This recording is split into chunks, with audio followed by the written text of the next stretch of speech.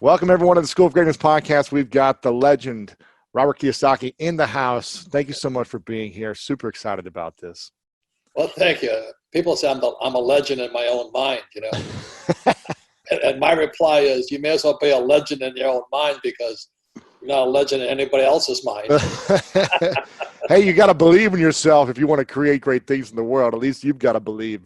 It's almost 25 years now, Rich Dad, Poor Dad, right? Are you sick and tired of talking about Rich Dad, Poor Dad, or is it still something you enjoy talking about? No, it's kind of what we were talking about. This is what I'm supposed to have done anyway. You know, I mean, it was, so I got on my path. Yes. And what I was saying, what you and I were talking about before we started is I meet a lot of guys who something tragic happens in their life, but it was the best thing that ever happened to them.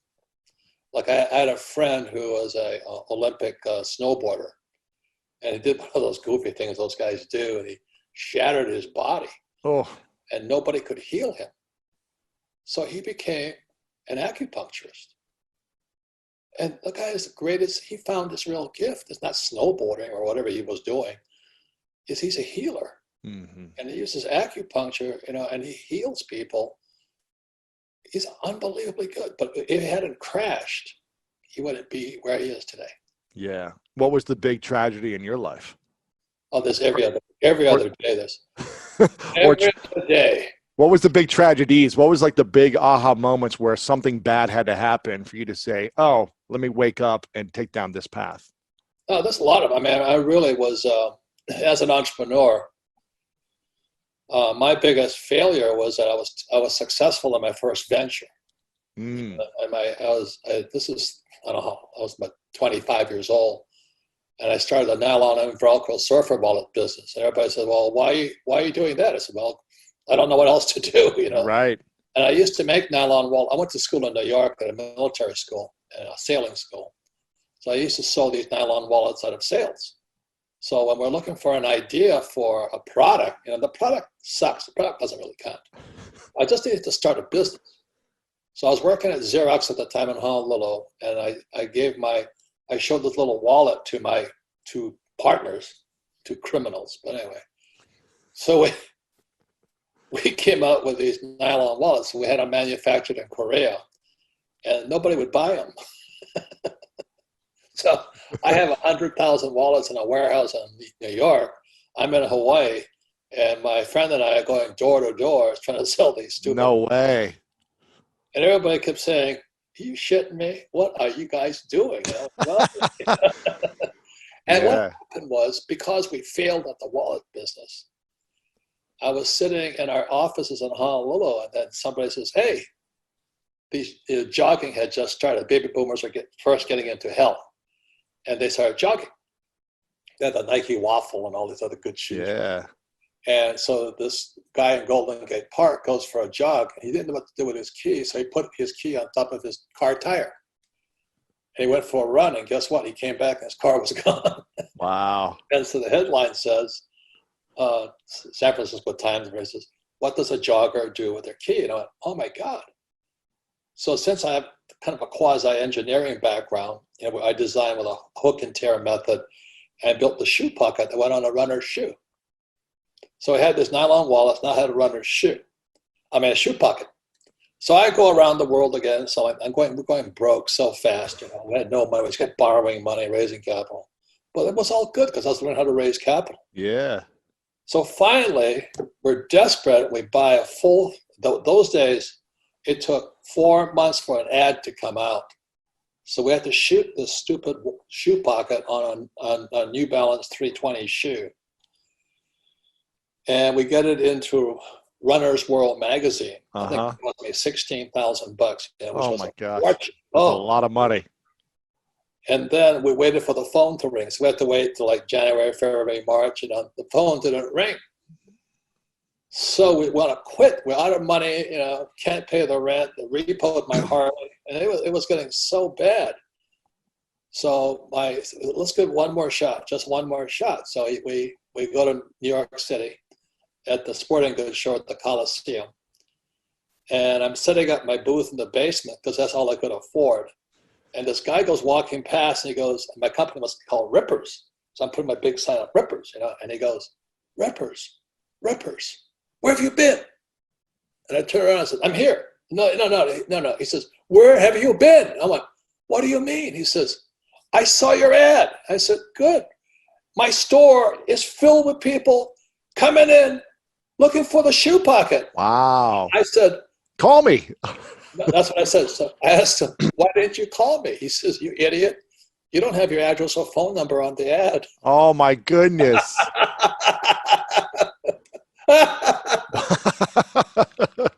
Wow. And then what happened is Playboy put a pic, they featured this young thing with nothing on but a shoe pocket. And our sales went to the run.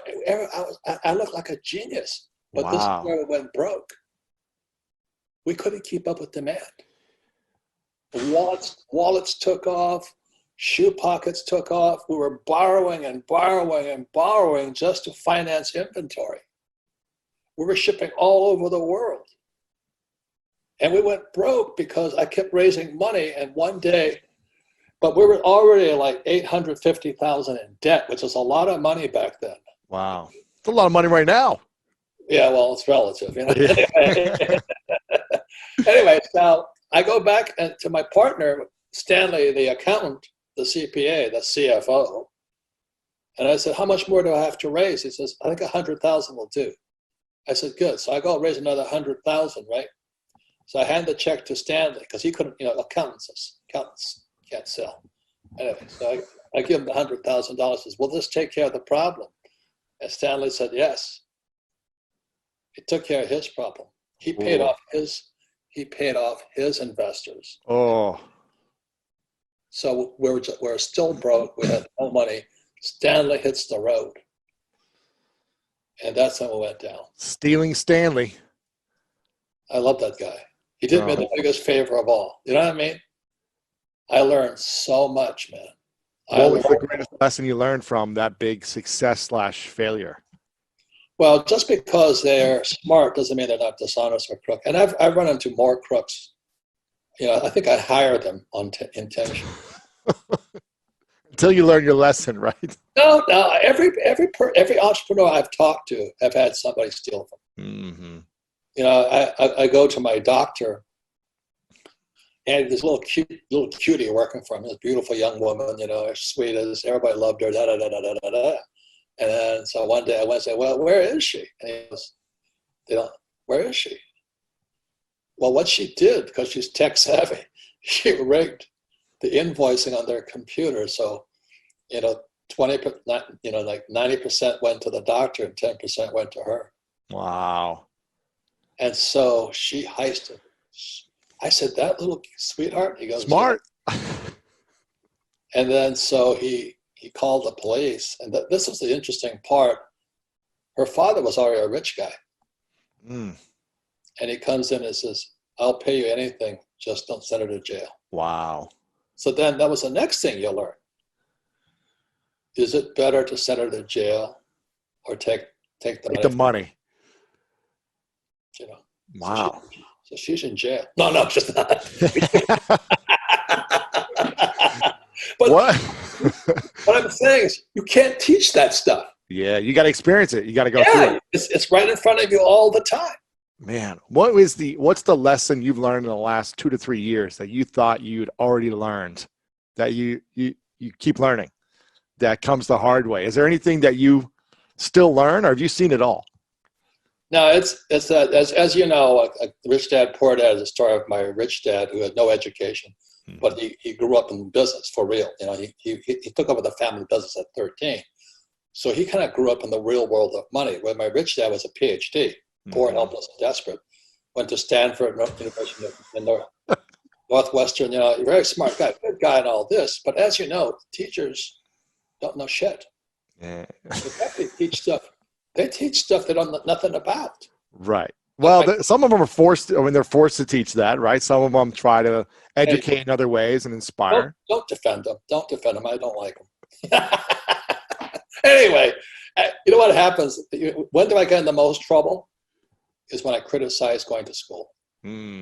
because to many people, it's their only hope and salvation. Yeah. So if I say, well, I don't think school teaches you much, I may as well piss on the Pope.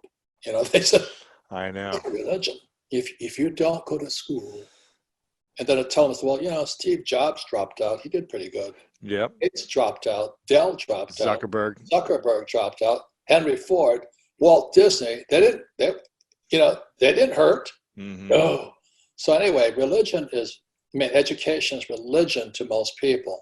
Yeah. So that's why I step on toes and I get dumped. Well, what did Mark Twain's quote say? Like, don't let schooling get in the way of your education or something like that. And one of the reasons why I started the School of Greatness, I was telling you before we started recording, is that I was in the special needs classes literally every day for as long as I can remember. Since kindergarten until 7th year in college, I had a tutor. I was in the special needs classes with a few kids who had learning disabilities. And it was the most challenging thing for me because I wish they would have taught me things that I'm learning now. And the reason I created the School of Greatness, because I was like, what are the things I wish they would have taught me in school to help me get ahead in my finances, to help me get ahead in my health, my mindset, my, how to deal with a breakup in a relationship, a tragic time, like the emotional side of things, the education that I wish they would have taught us. I was like, I'm going to go create it. And I'm going to find people like Robert and teach us the ways. So, you're doing that through your work, and I'm trying to do that. But I think there's people trying to do good by educating outside of the traditional school system where I think they're more limited. Correct. And that's why I created the cash flow board game, is because I learned about money playing. I learned about money playing Monopoly. Yeah. I learned more about life playing Monopoly than I did in 4 years of college. Yeah. I went to a really good school, the best schools in the world, U.S. Merchant Marine Academy. I came out a rich man, but it didn't teach me much about money. I was only a high-paid employee. Yeah. So then I joined the Marine Corps. Then I have two professions. I can fly for United Airlines, or I could sail for Standard Oil.